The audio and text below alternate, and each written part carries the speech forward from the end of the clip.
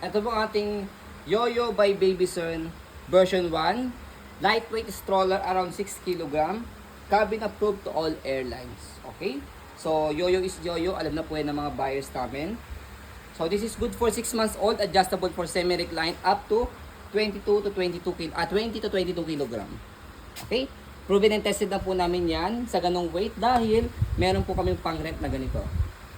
This already washed and ready to use. Ito po yung details po niya 1 by 1. Ayan. So, pang babae talaga siya. Ano yung exact color na ganito? Ginger. Ginger. Ayan, ginger. Okay, ito yung kanyang pinaka-peekaboo. Version 2 na po yung kanyang canopy. Ito kasi meron siyang nilagyan pa ng anak ko ng ano. Ipit. Ipit lang. Okay? Version 2 na po yan. Kasi yung version 1 niya, walang packet dito sa likod.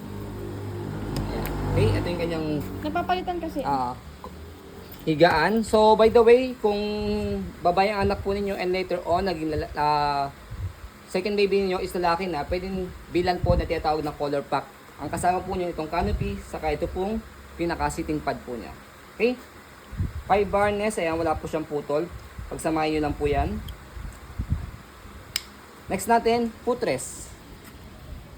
Ayan. Tapos yung basket niya. Ganyan yung basket ng version 1. Ayan. Kaya combination ng version 1 and version 2 siya. Ayan.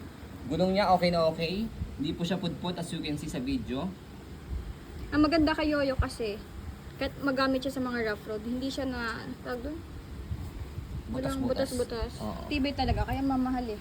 Yes, ayan. Saka binibilis kasi si Yoyo ng by parts. Hindi mo siya mabibili ng sambo. Ba't din ayaw kita? Ayan, okay? So, next natin, yun yung kanyang body frame sa left side, sa right side. Combination ng white and black. Okay? Wheel sa likod, ganun din. Maganda rin siya. Stopper. Ayan, okay.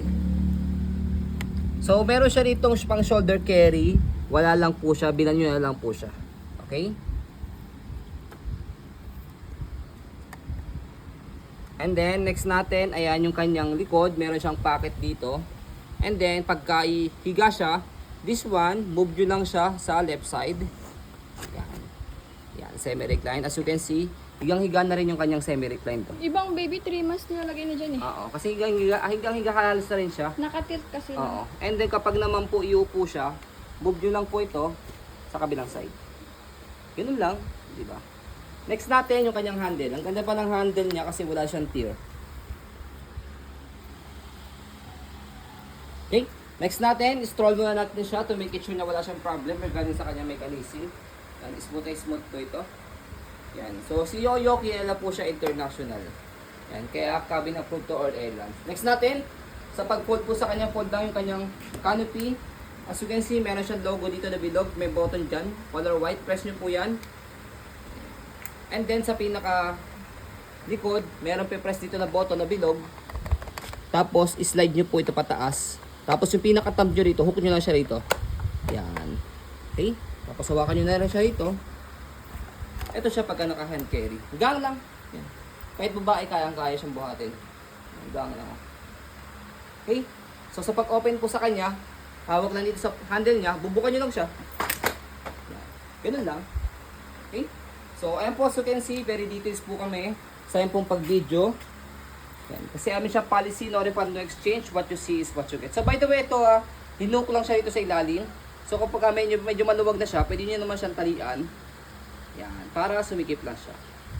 Okay? So, ayan po. Maraming salamat. Have a nice day and God bless po.